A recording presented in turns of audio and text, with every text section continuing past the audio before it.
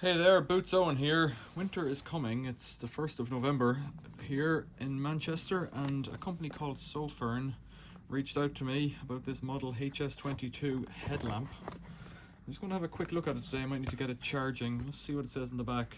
Different settings. Turbo, high, medium, low, eco. 230 meters. I don't know if I believe that. 8 meters.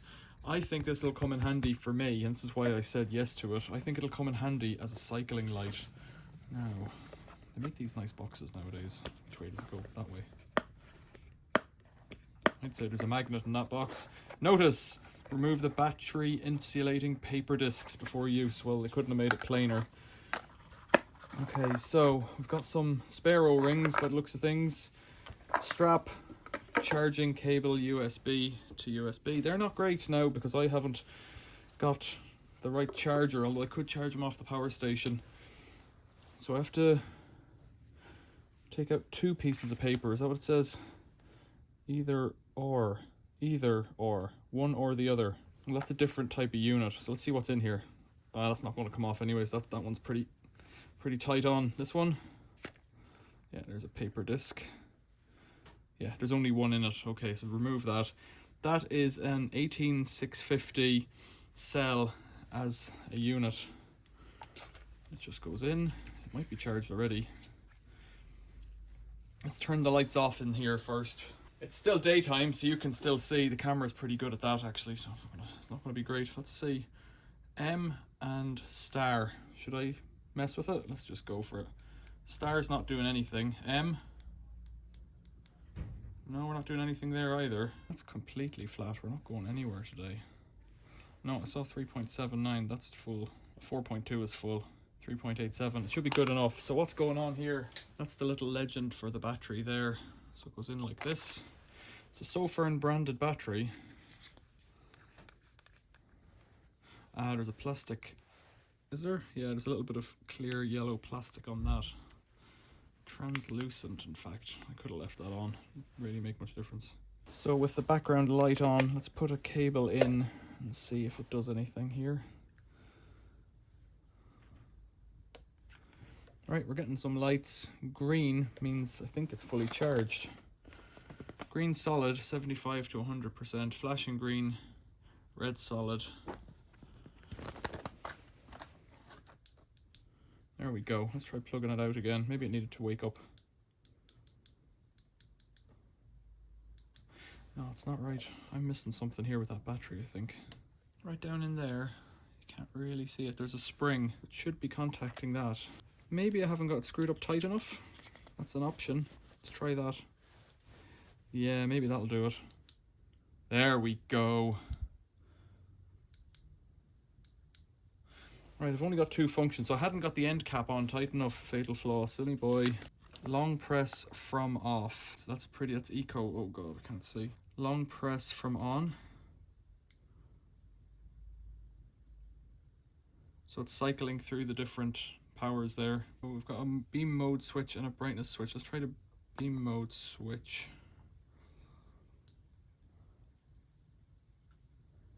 Whoa, that's mental, that is. I'm gonna have to go outside and show you this later on when it goes fully dark.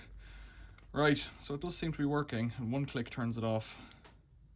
Yikes, and it seems to go back to where you've left it as well. I'm blind, I looked into it, and yeah, rookie errors getting it off the ground. Screw that fellow up, that was confusing me. Now, better, oh, I can't see. Let's unroll this fellow. Oh, that's pretty good actually, it's all ready to go. And it just clips in. And then you can, because it's on a, oh, it's quite snug, that's good. You've got a little kind of a clicky affair there coming through the bottom. It's blinded me, I shouldn't have looked at it. But you can tip it down for task work, up and out for, you know, blinding people. I'm going to ride it on the bicycle tonight and just see where we get on, but I'll try it out on my head first. See if I can attach it to my helmet underneath the GoPro maybe. So here's my cycling helmet, it's gone green again. Unplug that. Just put two cable ties. I took off the strap and it's the little peak there on it it's barely held on, but it's rigid enough because this thing's so light, so it seems to do the job. And then put that thing back in there. I can adjust it up or almost right down. Like, I think that's pretty good, and it fits in there with my GoPro as well. So what I might do is try and record the GoPro with this. You'll see me maybe touching it and the light coming off it. I'll give that a go later as well.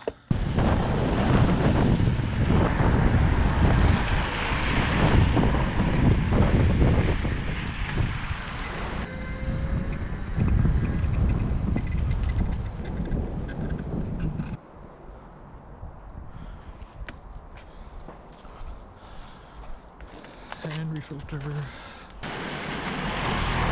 See on the street there's a point there, but if you look up it's still illuminating that 30 sign. If I hold it, press the wrong button. That's the high beam.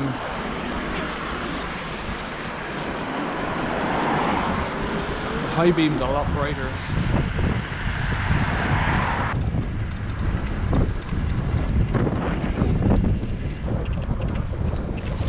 Ah!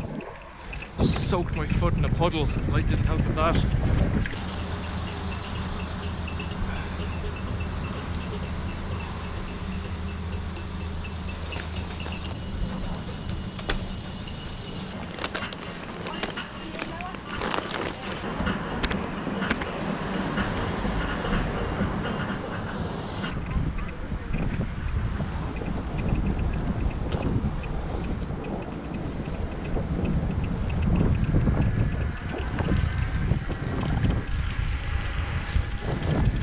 Tire feels suspiciously soft, so I want to get home as quick as possible.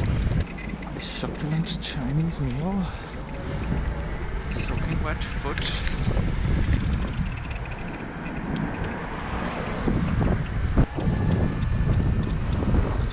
Yeah, that light's pretty good, look at that. Let's see in. Ooh, I got that airplane up there, unlikely.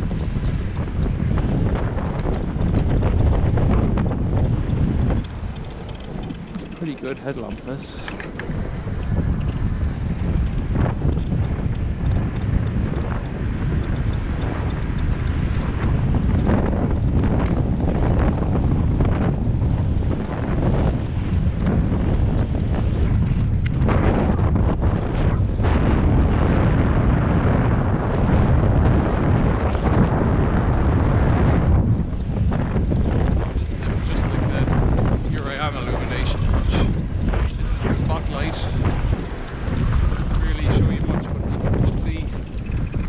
On those signs up there, so it's a bit more indiscriminate. I suppose I don't really want that.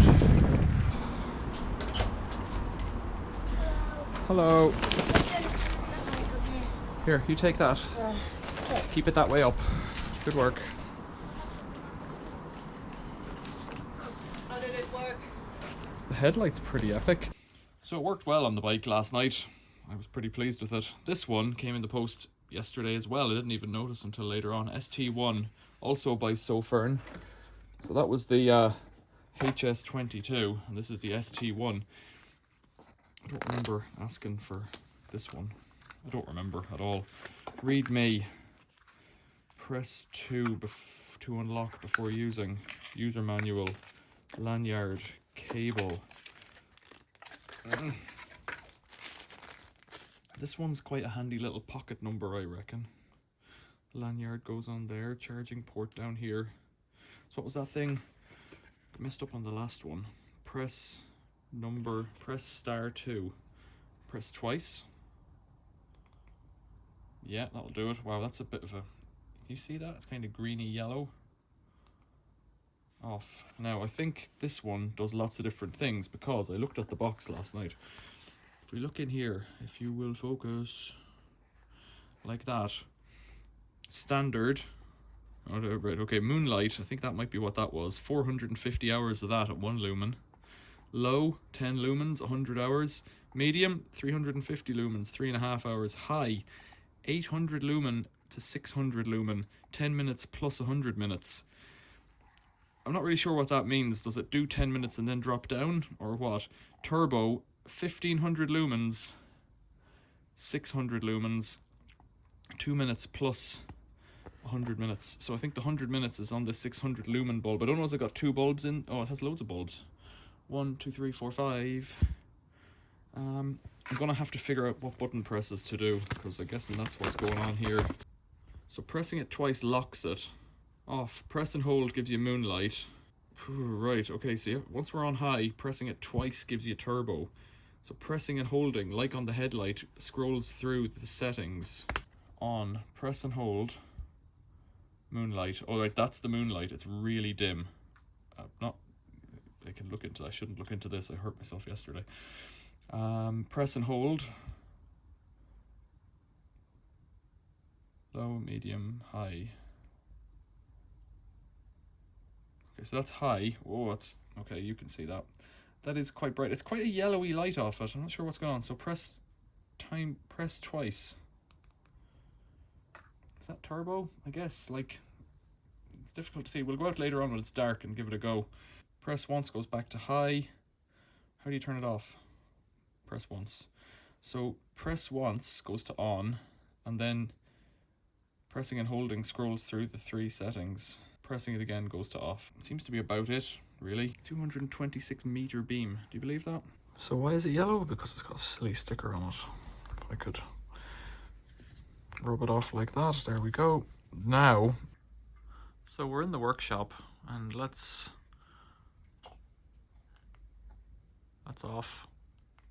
That's on. 2 things. That's extra bright. It's nighttime now. Hold it.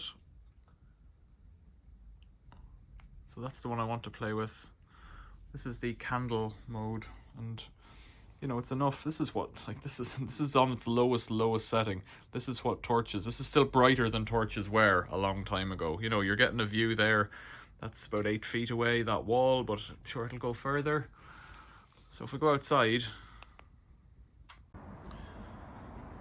So we're outside now, and it's on its lowest setting. You can't really see that tree over there, let's say. I'm in the city, so it'll never be pitch black anyways. Let's try it here, holding it. Brighter, brightest. So that's not the brightest yet, but I can see right up to the top of the tree. And what I found with this is that it reproduces colors quite well. You know, it's like, it's autumn now. I can see the green and the yellow in that tree. So just shining at the house across the street there. You know, it completely illuminates that house. There's nobody in it at the moment. It's vacant. So if I go double, you can see, pretty much see in the windows of it. Same over there, 2 houses away. I don't know what the dust is. That's just ambient dust in the air. I'm not entirely sure. Maybe it's moisture. You can see it on the camera far better than in real life. But look at that gable end over there. So that's getting on for 100 meters away. That's it off again.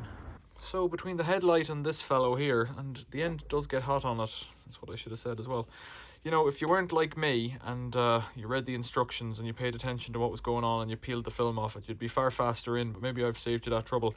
In a city with other ambient light, I was able to discern that it was illuminating something 100 meters away, which I think is amazing. If you're out in the country, this is going to light up a whole field. So whatever you want, there might be a link below if you're into these things. I think it's pretty cool. Thanks for watching. See you later.